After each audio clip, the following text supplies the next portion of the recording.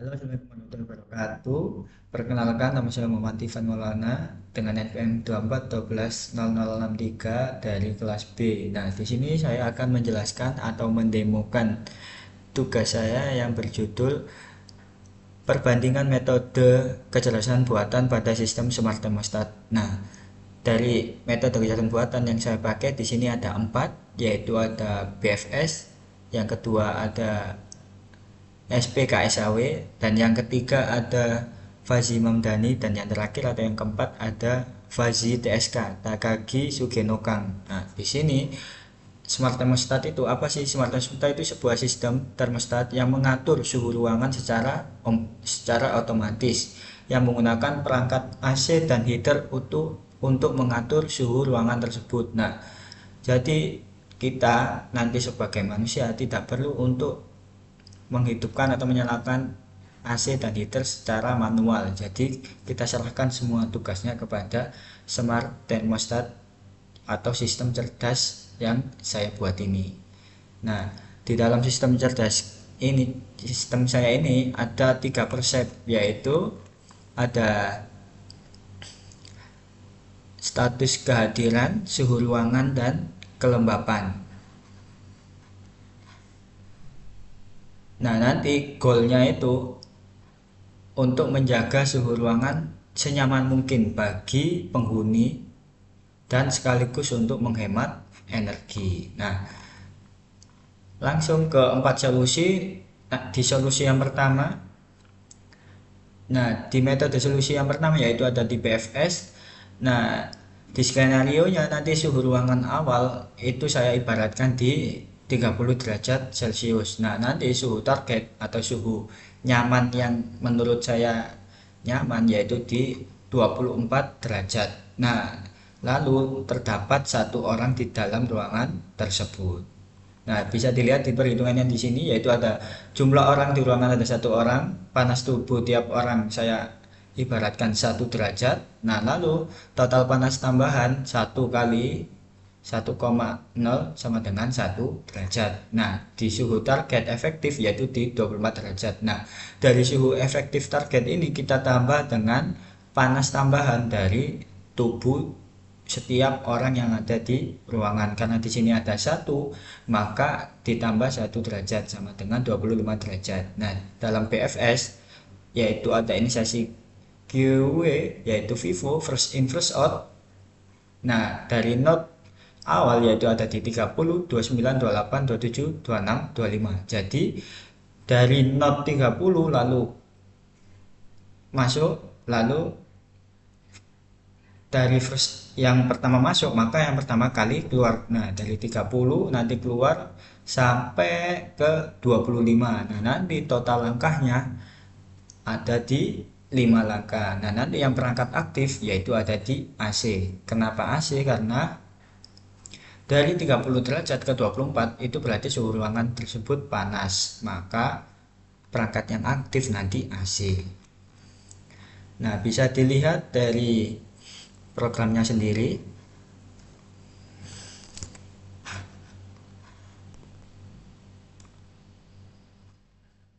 Ininya kita atur ke 30 derajat, lalu ininya ke 24, lalu kita start.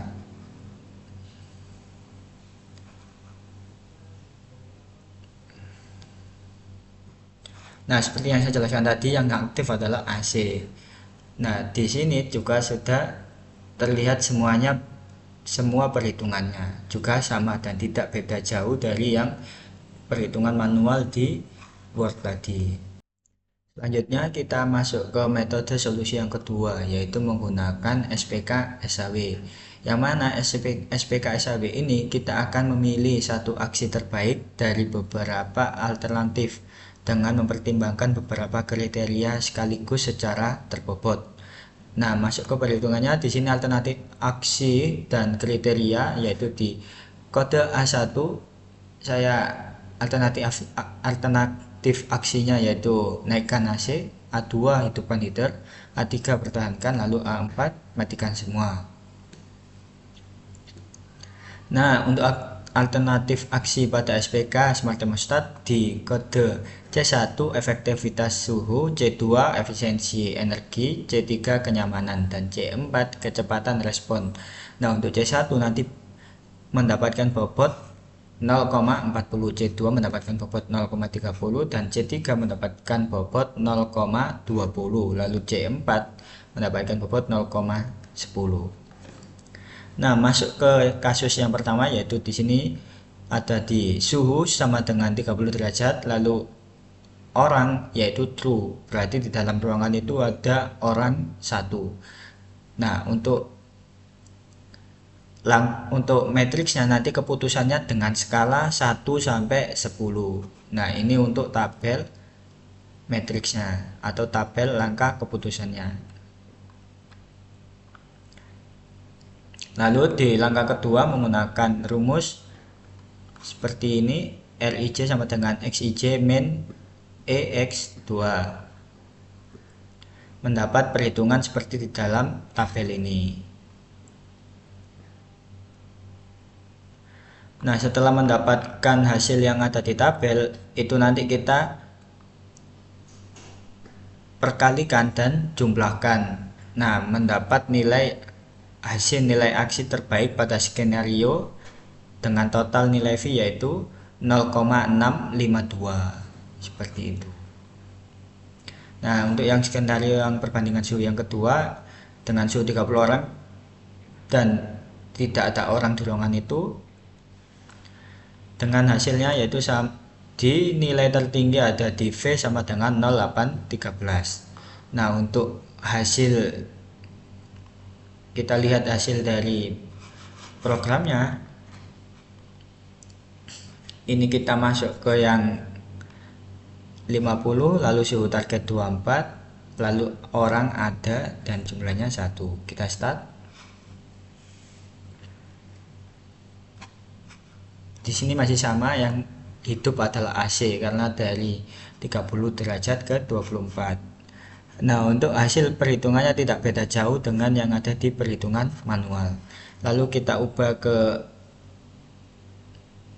ada orangnya 0, kita reset dulu, tidak ada, lalu kita start. Maka tidak akan berubah apapun karena program ini menyatakan bahwa di dalam ruangan ini tidak ada orang. Jadi AC dan heaternya tidak akan dinyalakan, seperti itu.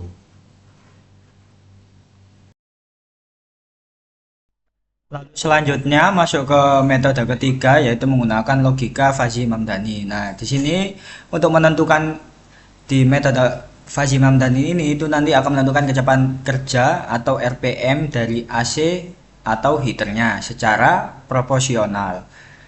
Nah, di skenario-nya nanti di sini ada suhu ruangan 30 derajat Celcius, lalu kelembapannya di 45%, dan nanti terdapat satu orang di ruangan tersebut. Nah, nanti setiap suhu efektifnya jika ada satu orang itu maka akan bertambah 1 derajat Celcius. Nah, di langkah pertama ini diversifikasi pada suhu 31 derajat didapat adalah normal 0,80 dan panas 0,10, sedangkan dingin di 0. Untuk kelembapannya di 45%, diperoleh rendah 0,25 dan tinggi 0,25 juga. Lalu di langkah kedua interferensi, di sini ada min rule pada 6 aturan fuzzy. Nah, misalnya aturan normal dan rendah menghasilkan sedang, dihitung dari nilai minimum antara 0,80 dan 0,25, yaitu nanti akan menghasilkan 0,250. Nah, untuk perhitungan seperti itu akan dilanjutkan sampai seterusnya dari R1, R2, R3, R4, R5, dan R6. Nah, lalu lanjut ke langkah ketiga, yaitu diagresi dengan menggunakan max rule untuk menggabungkan hasil tiap aturan ke masing-masing kategori output, yaitu lambat menjadi 0, sedang menjadi 0,25, dan cepat menjadi 0,250. Lalu selanjutnya di langkah keempat atau langkah terakhir yaitu di difusifikasi, yaitu dengan metode centroid menggunakan titik pusat representatif, yaitu di mana di lambat nanti akan mendapatkan 1000, sedang sama dengan 2500, lalu cepat 4000. Nah, nilai pembilangnya yaitu di 0 sampai 1000. Nah, lalu nanti ditambah 0,25 min 2500. Lalu ditambah lagi 0,25 min 4000. Nah, nanti akan menghasilkan output RPM yaitu 1625 per 0,500. Nah, nanti dari 1600 ini nilai penyebutnya adalah jumlah derajat keanggotaan yaitu 0,5, sehingga outputnya akhirnya nanti 1625 ini dibagi 0,5 dan nanti akan menghasilkan 3250 RPM dan nanti akan masuk ke kategori sedang. Lalu lanjut kita lihat hasilnya dari program. Kita masuk ke menu dulu, lalu kita pilih Fuzzy Mamdani. Di sini kita samakan di 30 derajat untuk suhu awal, kelembapan di 45, lalu suhu target 25 derajat. Lalu untuk orangnya ada di 1. Kita mulai start.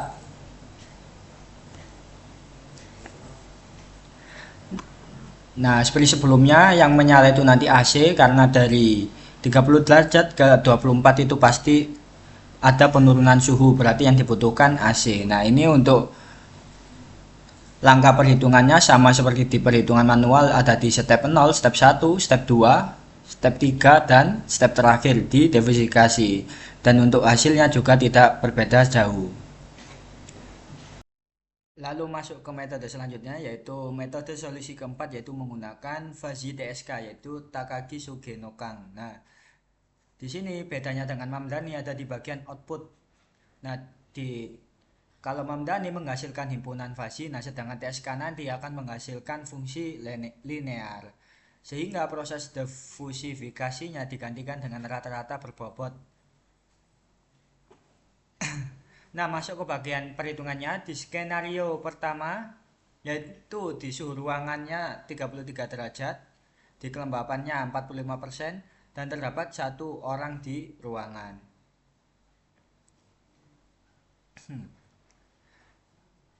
Nah, di sini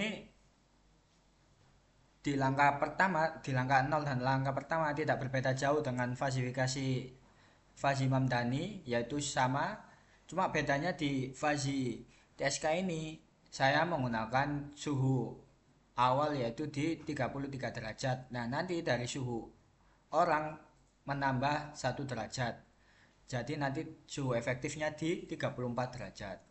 Lalu masuk ke langkah kedua. Nah, di sini kita akan menghitung bobot tiap aturan atau WI menggunakan operator N, yaitu nilai minimum dari kedua input. Misalnya W1 untuk aturan normal sampai rendah adalah minimum dari 0,20 dan 0,25 yaitu 0,200. Nah, dari cara itu tadi kita lakukan dari W1 sampai W6 dan hasilnya seperti ini. Lalu masuk ke langkah ketiga, di setiap aturan menghasilkan output berupa fungsi linear Z, yaitu dengan rumus Z sama dengan A dikali suhu ditambah B dikali kelembapan ditambah C. Nah, misalnya di sini ada Z1 sama dengan 0,3 dikali 34 ditambah 0,5 dikali 45 ditambah 500, maka akan menghasilkan 532,7 RPM. Nah, dari perhitungan itu tadi dilakukan dari Z1 sampai Z6. Nah, untuk hasilnya seperti di tabel di dalam tabel ini. Nah, untuk langkah terakhir yaitu wake average. Di sini pembilangnya adalah jumlah dari W dikali Z untuk semua aturan yang aktif. Nah, dari pembilangan W dikali Z nanti akan menghasilkan 562,69. Penyebutnya adalah jumlah W yaitu 0,9 sama dengan 625,2 rpm. Nah, nanti masuknya kategori lambat. Nah, lalu kita masuk ke programnya, kita ke bagian menu, lalu ke Fuzzy TSK, lalu kita start. Untuk suhu awal sama 33, kelembapan 45, dan suhu target 24. Untuk orangnya adat, lalu jumlahnya 1.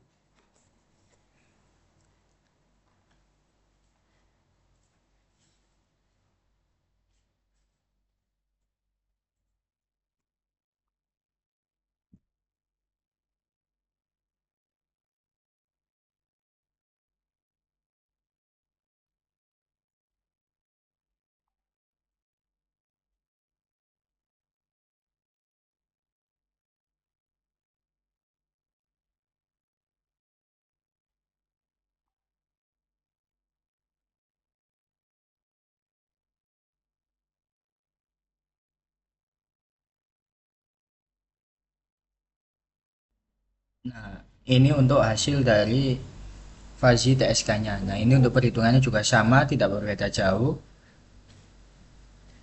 seperti di perhitungan manualnya. Seperti itu. Nah, sekarang masuk ke kesimpulannya. Jadi, dari kesimpulannya tidak ada satu metode yang mutlak atau yang paling baik untuk semua kondisi. BFS itu cocok untuk pencarian langkah optimal, lalu untuk SPKSAW cocok untuk pengambilan keputusan multi kriteria. Nah, untuk Fuzzy Mamdani cocok untuk kontrol yang mudah diinterpretasikan. Nah, untuk Fuzzy TSK cocok untuk kontrol presisi tinggi berbasis fungsi matematis. Nah, untuk itu tadi demikian presentasi tugas saya. Nah, tugas ini disusun untuk memenuhi mata kuliah kecerdasan buatan program studi informatika Universitas Wijaya Kusuma Surabaya. Nah, dari mata kuliah ini juga diampu oleh dosen Anang Kuku selaku sebagai dekan Fakultas Teknik. Terima kasih. Wassalamualaikum warahmatullahi wabarakatuh.